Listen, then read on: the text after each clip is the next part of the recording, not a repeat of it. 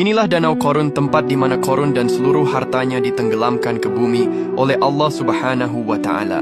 Di bawah danau inilah jasad Korun ditelan bumi. Korun dahulu dikenal sebagai manusia yang kaya raya, namun sangat sombong. Saking buruknya perilaku Korun, kisahnya bahkan diabadikan dalam Al-Quran Surat Al-Qasas ayat 76.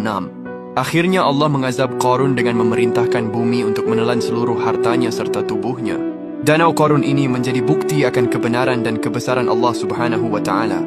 Danau ini terletak di daerah Al-Fayyum, yaitu sekitar 90 km atau 2 jam perjalanan dengan menggunakan mobil dari kota Kairo, Mesir. Menurut penduduk setempat, nama danau itu adalah Bahirah Korun atau Laut Korun. Di sekitar Al-Fayyum ini yang tersisa hanyalah berupa puing-puing istana Korun saja. Panjang danau ini mencapai 30 km dengan lebar danau sekitar 10 km dan kedalaman mencapai 40 meter. Di Danau Korun ini dulu pernah dilakukan penelitian oleh ahli geologi dari Eropa Barat.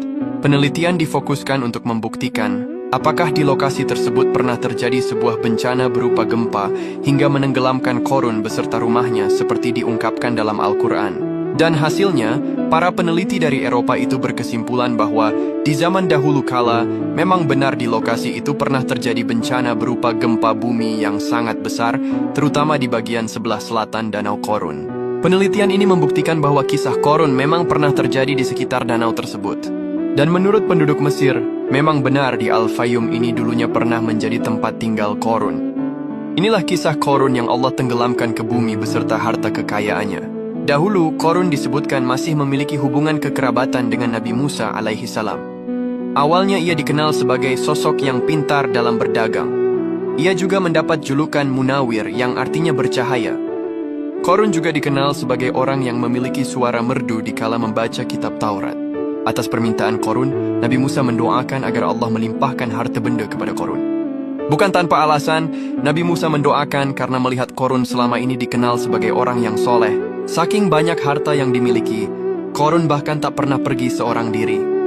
Dikisahkan bahwa setiap keluar rumah ia selalu berpakaian mewah didampingi oleh 600 orang pelayan yang terdiri atas 300 laki-laki dan 300 pelayan perempuan. Bukan hanya itu, ia juga dikelilingi oleh 4.000 pengawal dan diiringi 4.000 binatang ternak dan 60 ekor unta yang membawa kunci-kunci gudang kekayaannya.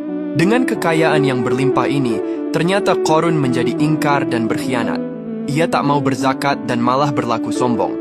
Puncak kesombongan Korun kemudian terjadi saat ia merasa menjadi orang yang paling baik dari seluruh umat manusia. Saking sombongnya, ia bahkan menyebutkan tidak membutuhkan Allah lagi karena merasa dirinya sudah sangat kaya. Akibat kesombongan Korun tersebut, ia kemudian mendapat azab yang pedih. Allah Subhanahu wa Ta'ala lantas menenggelamkan Korun ke dalam perut bumi beserta seluruh harta miliknya.